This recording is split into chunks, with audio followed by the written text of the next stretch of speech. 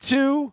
Welcome back, WNST, Towson, Baltimore, and WNST.net. Those of you watching out on the webcam know that I have broken out the purple rope lights that I'm going to wear around my head, around my seat. I've broken out the Super Bowl 47 swag. I've been drinking shots of eggnog out of my Super Bowl 35 shot glass. Makes me all wistful. So I had to go to Denver and get my favorite Raging Cajun of all time, the man who caught the first Super Bowl pass in Raven history. Brandon Stokley joins us from high on a hill in the house that Peyton Manning built. He does sports radio out in Denver, where, Brandon, I'm wearing purple lights all over. That's not what's going on in Denver right now. That's correct, right? No, not at all. Kind of ready to turn the page on the football season right now and start looking towards next year over here right now. But finished on a high note anyway. At least won the Raiders and played a lot better the last month of the season. I think what you look for if you've been down a couple years is, do you have a young quarterback? And right now, the Broncos have a young quarterback that they feel good about, and that there's hope there. So just like you do in Baltimore right now, you know you have the real deal. In Denver, at least we have the hope here that we have that young quarterback that could be a franchise guy. All right, look, you know Joe Flacco is one of my favorite people, and yours as well. We'll get to him, but we'll put that to the end. We could put the young quarterback there who was dancing on the sidelines. I saw some memes coming out about him having some steps as well.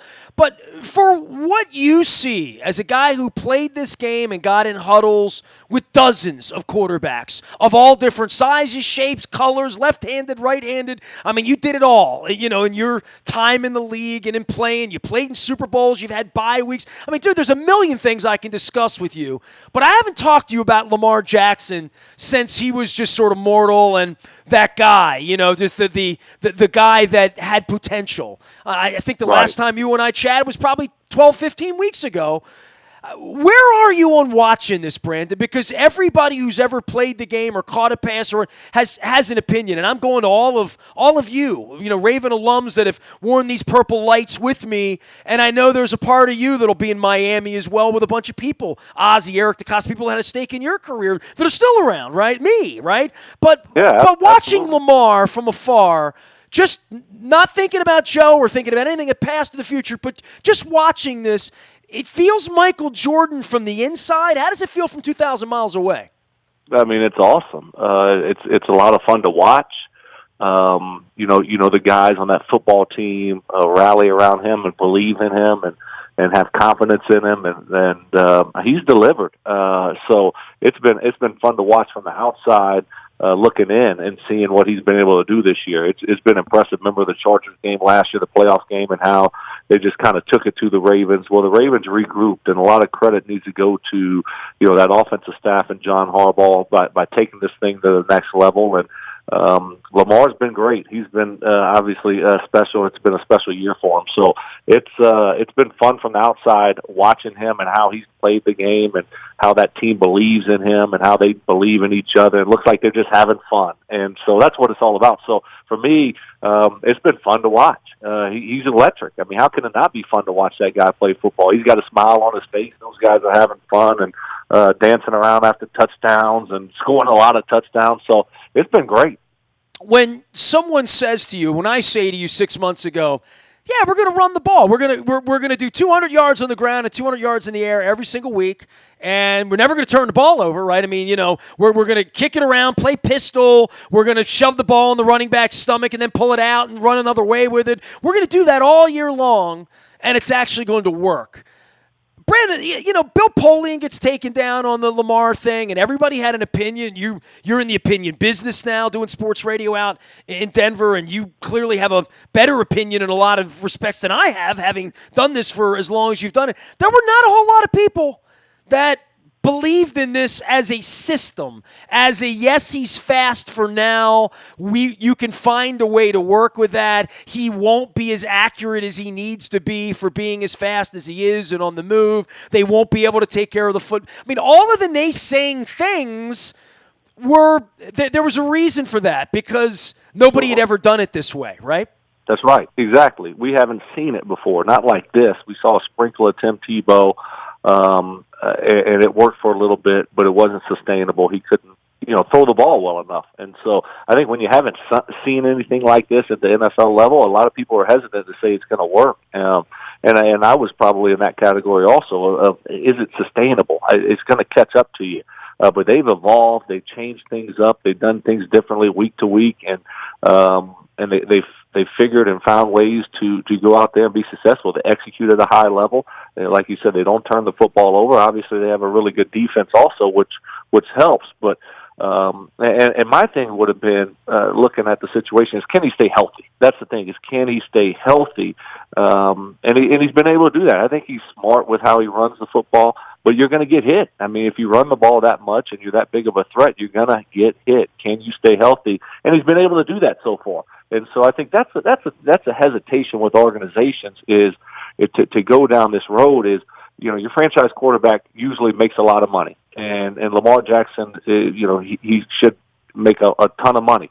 But are you going to continue to do that with a guy that you're guaranteeing, say, $100 million to? And just keep your fingers crossed that he will stay healthy. And obviously that's the system. And I think it's only going to get better and better the more that they know that they are heading down this road with this system, and from the front office down can continue to build and find the right pieces. I mean, this thing just happened in one off season, really, and now you look at what they can continue to try to do and build on, and you have a young quarterback on his rookie deal. You should have cap room to go out there and be aggressive if you want to. Man, I mean, it's nice to be a Baltimore Raven right now. Well, got to win 2 more football games, and I'll get to that. But I want to go Perry Mason on you. I mean, how many quarterbacks did you get in a huddle with? I mean, it had to have been 50 different guys, right? I mean, in different ways, right? Especially in Baltimore, it felt like 50 in my 4 years there. Fair enough, right? And Stoney Case is coming on later today, so tell my man Stoney I said hi. I'll give you some. Yeah, I mean, I Redmond, I'm getting them all. Don't. I mean, everybody's coming home to Nestor here this week, and I'm wearing a purple light. So you're going to the bottom of the barrel when you're going to get Chris Redmond now. Goodness. Wow. If you're going to Miami, all of y'all, I mean, there's going to be a place for you with purple. So, bring your ring, bring your alums, bring your kids. Come on out. Tell them that they can see the greatest show on earth with Lamar if we get to Miami.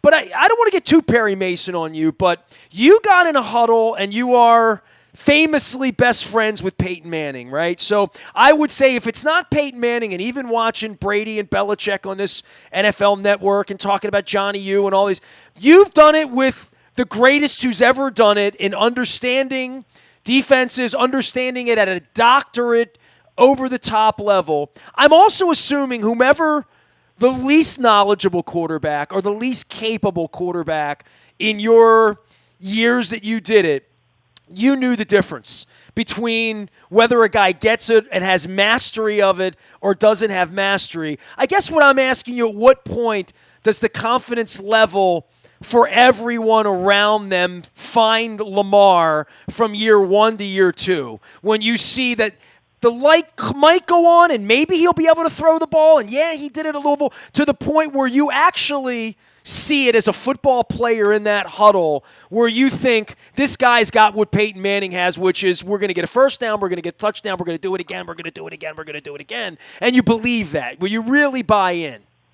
Well, yeah, I mean, you can tell they have that there. And you look at what they're running and how they're running that offense. I mean, Lamar Jackson's a master at it. That's what he's done. Probably from high school, obviously in college, he ran that kind of system scheme where they're, running the RPOs and things like that. He's really, really good at it. So you can tell those guys on the football team, not only offensively but defensively, feel like they got a guy that can lead them, to the Super Bowl. And they've been talking about, you hear Earl Thomas say the things that he's been saying for it seems like months now.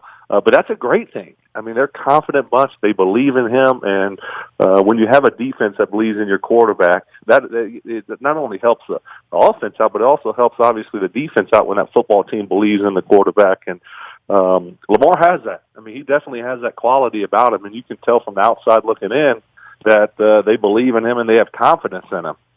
Man, you were blessed to be in some really good places at good times, right? I mean, you played on some good teams, bad teams, ugly teams, but a lot of really good teams and in good buildings with incredible leaders and, the Dungies and the Billings and the people that you were exposed to in all of this. What does this say about the Ravens organization from the guy who caught the first touchdown pass, you in Tampa, on that night right out in front of us, as predicted by me in a Friday press conference, by the way, 20 years ago. But for 20 years later, right? Here they are again, and they've not just done it. They didn't do it with Peyton Manning or Tom Brady. Harbaugh talked about revolution. Literally, they've done it with an orchestra here, more than a superstar guitar player, right? I mean, this really has been about an orchestra from Ozzie and Eric and Bisciotti through 20 years of watching this. Even in throwing Joe out the back door last year, that's not easy to do. No, and you're exactly right. And you look at from the top down, the leadership, the structure, and it starts with your owner, Steve Bisciotti, and then it goes down to, Ozzie Newsome and the structure they had there, and being able to keep Eric DeCastro there and keep him there for as long as they did, and have a succession plan in place for when Ozzie leaves. It's consistency, it's continuity. That thing hasn't changed a whole lot. When I went back in 2013, after playing my first 4 years there from 99 to 02, all the same faces were still there. Including me. So, including you. And that was the one I didn't want to I know. I know. Unbelievable, right? And so, so there's no secret why that organization has been so successful and why year in and year out they have this, they still play the same football. It's just a Raven style of football. They're going to hit you in the mouth defensively. And offensively, it's been up and down there for years, but they're going to be a hard-nosed football team that finds good football players in the draft and free agency. They're not going to overspend on guys, and the structure has been there. And, you kind of look at it, and I compare it here to Denver, and it's two polar opposites. And one's been, so successful for 20 plus years, and the other one has been struggling lately. But you have consistency and continuity from the top down. It helps you develop a winner, and that's what the Ravens are, and that's what they've been. And you look at them now, and it's not a fluke. It's not a fluke that they are who they are right now, and they're not going anywhere as long as Lamar Jackson can stay healthy. I think this thing should only get better and better. Brandon Stokley, 15 years in the National Football League and still suffering me out in Denver, where he co-hosts 104.3 The Fan in Denver and, of course, has won championships in a couple places. All right, so let me give you all the obvious questions here. The bye week, right? I mean, you were a part of some famous Dungy teams that were just too good to even bother playing in Week 17. I'm sure you were one of the guys that went out there and had to lace it up, like Matt Judon and some others did. Say, we're the young guys around here. Let the Marshall Yondas and, let Lamar and let Mark Ingram, let those guys take a couple of weeks off. Where do you go on rust versus rest and where the Ravens are, which is incredibly healthy right now? I mean, they're not waiting on anything other than an opponent through this week. Yeah, I've gone back and forth because it seemed like every year in Indianapolis we had a bye. And it's nice to talk about that, right? I mean, in retrospect, it's just automatic. It felt automatic in those years, right? It really did. Yeah. And we had a bye here when I was in Denver when y'all came here and beat us in 2012. You just have to do it right. You have to do it right because you can lose that edge and you can get a little rusty and that rust can be there when you come out to play that following week. You're in such a routine as a football player. All of a sudden you take that week off, and you just get out of your routine. And it's an easy thing to do, and you don't even know that you're doing it, and you've been talked about it. It's talked about in meetings, and coaches talk about it. They preach it, and next thing you know, the team that played the week before comes to your place, and they're just sharper, and they're just, they played, and they're just, it's one of those things where sometimes you think it's a blessing and it's a great thing to get some rest, but you get out of your routine as an NFL football player, and sometimes it does more damage than it does good. So, we'll see, I guess. We'll see. I think they really, really, this is where it goes on the coaching, to get those guys ready to go, and not have any kind of slow start or rust, when they play that next game. So a lot of this onus goes on to the coaching staff to have them ready to go. Well, we seem to remember a game back in early 2007 here, the 2006 season, where the Ravens were really good. We had a bye. Mm-hmm. And I remember an Indianapolis Colts team came in here, and it's when I bought these purple lights, by the way. I bought about 20 sets of purple rope lights, and they've been in a box literally since then, right? Like, I never broke them out during any of the Flacco years that I even remember, and I'm now, like, sort of adorning the studio. They all connect. They kind of glow, and they're going to be fun in here. But I remembered muttering and blubbering. My wife shot a video of me blubbering after y'all came in here, kicked our ass, and eliminated us, and then won the Super Bowl down in Miami a couple weeks later.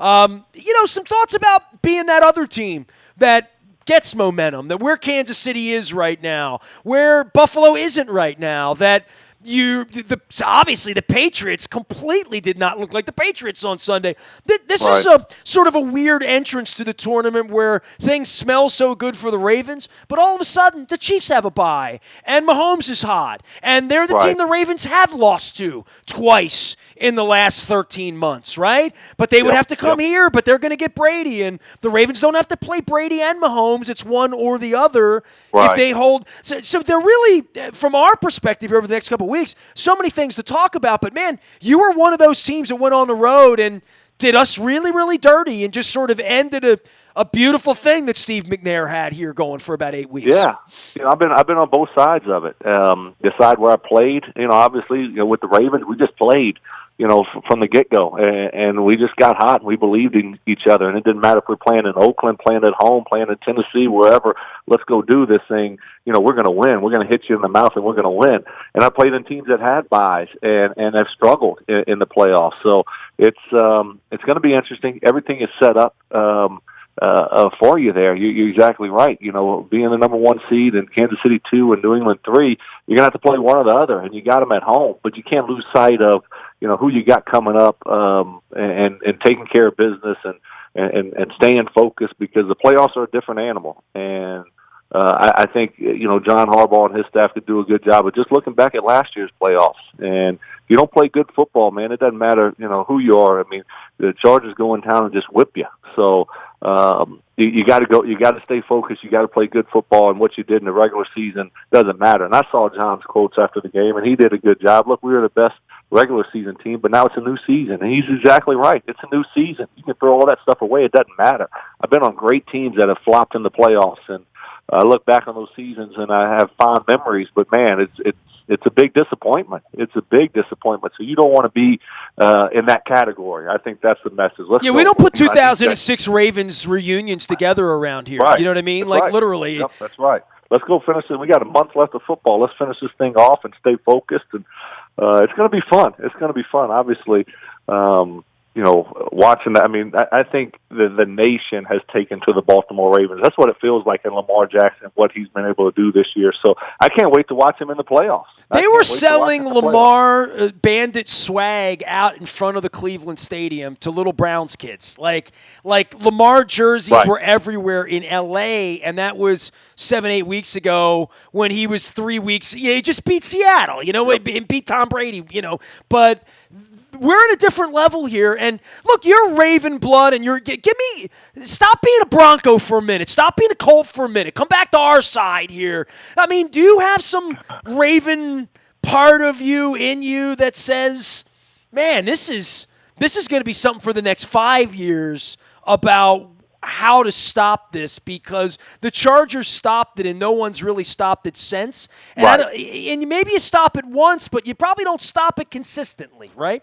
Yeah. Yeah, no, I mean, it's been, and you're right. I mean, you look at the next 5 years there, just as long as Lamar stays healthy, you should have, a great team around him. They built it the right way.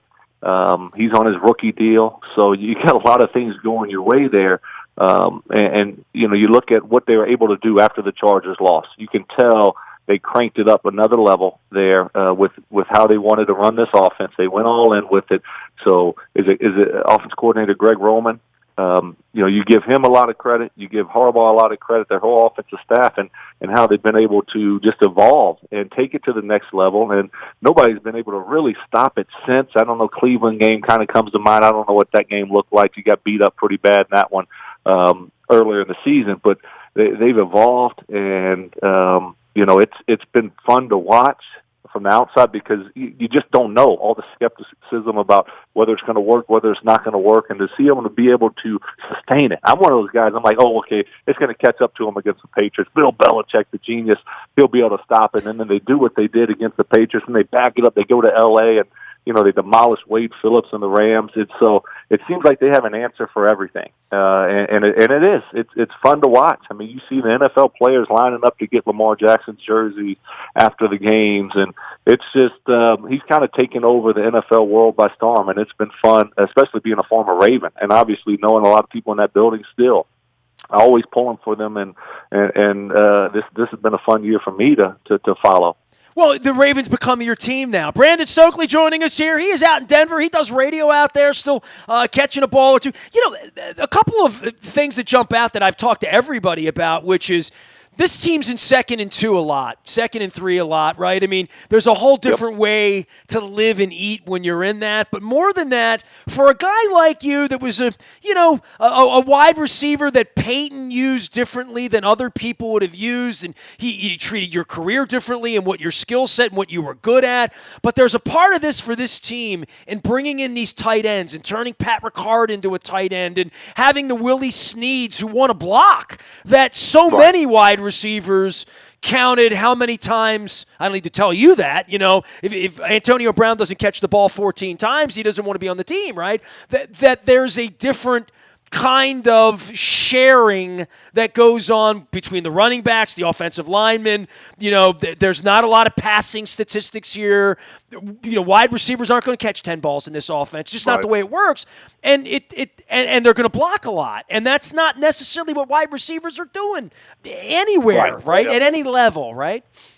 Yeah, no, at any level nowadays. I mean, everything is spread offense and throwing the ball around and running RPOs and not just spreading things out and having a lot of opportunities for receivers. And that starts now, middle school on, Pop Warner all the way through high school. That's what these wide receivers are doing. So you have to find the right guy. That's the thing, is you have to find the right guy, the right fit for you at the wide receiver position, because a lot of guys, you're right, wouldn't be happy playing in that style of an offense. But I think they have the right guys, and I think that was a priority for them, to find guys that are unselfish, find guys that are maybe middle-of-the-road guys, not your upper echelon guys that are going to be looking for these 8-10 catches a game, because that's not their offense. So those types of guys out there that'll do the dirty work, and you just have to find them. And obviously you go in the draft and you get, a guy like Hollywood Brown, and so you do that also. And but it's been fun to watch, and it's been fun to watch them evolve from last year to this year and kind of take it to that next level. And it's that's the thing. I can't wait to watch the playoffs and to see if they can take that next step now. Can they do it in the playoffs when it matters the most, with everything on the line? What's it going to look like? And I really think that they're going to be able to sustain it because they've done it all year. But the playoffs happen, and you just never quite know. It seems like crazy things happen every year in the playoffs. So it's going to be entertaining. It's going to be fun to watch. And like I said, I think Lamar Jackson has the NFL world, on notice, and all eyes will be on him this playoff season. All of us love Joe Flacco, and the last time we all got together with Purple Lights, and this nice 47 sweatshirt that I have on is a Flacco special, and we had a parade here and all that. Boy, we've come a long way from 20 weeks ago, right, saying, can Joe Flacco win 9 or 10 games in Denver? Can he be that guy? Can the Broncos be that good? Can their all of that you talked about out there with Vic Fangio, who I know well and I saw during the offseason, and talking to you a couple of times a year as we get together and do radio, and you do it every day and I do it every day. The notion that here we are, where the Ravens are sitting on a bye at 14-2 and Lamar Jackson is Michael Jordan, and I don't know, and Joe Flacco's career over maybe? I don't know, but certainly the Denver thing did not work out for him. No, it didn't. And, in training camp, he looked the part, and he looked really good, and he was looked healthy, and it just never materialized for whatever reason. Just didn't happen here, and it's not all on Joe. This thing is when you look at the last couple of years around here and you look at the change that has happened, the one thing that I've been talking about with you is the structure and consistency and continuity that you have with the Raven organizations. You just don't have it here in Denver. And you look at, the changing of coaching and the head coach and the coordinators over and over again, and the misses in the draft and the misses in free agency. Well, it catches up to you. And Joe was a part of that this year. I think they're building something here for the future, but, Joe, his play wasn't good enough, and the pieces around him weren't good enough, quite frankly, and they lost some close games, and next thing you know, he gets injured, and Drew Lock comes in, and now it's the Drew Lock show. So, unfortunately for Joe, it just quite wasn't good enough this year. Hey, my man, I hope you do round up the kids and find your Purple Heart and make your way down to Miami. I know I've seen you at a couple Super Bowls. If it comes to that, come hang out. We will have something Maryland-oriented, at our table, some crabs. Or you will never eat a tourist crab cake with me, Stokley. You know that. So just like I'll never eat tourist crawfish with you in New Orleans, right? That's right.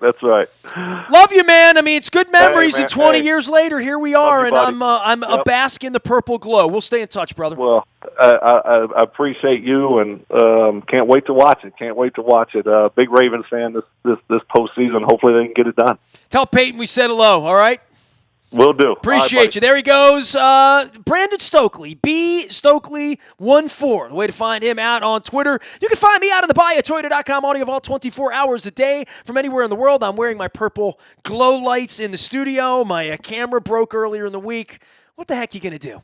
I have nothing but Ravens alums here all week. That's it. We're just going to talk to people who played the game, and about what they see and how they perceive Lamar and our opportunity to go down to Miami. If you are interested in joining us in Miami, throw me an email, nasty@WNST.net. Facebook, Twitter, LinkedIn, Snapchat, Instagram, all of our sponsors. Happy New Year. Big thanks, big appreciation. We got big plans in 2020. We are WNST.net, AM 1570, and WNST Taos in Baltimore, and Baltimore Positive. We never stop talking.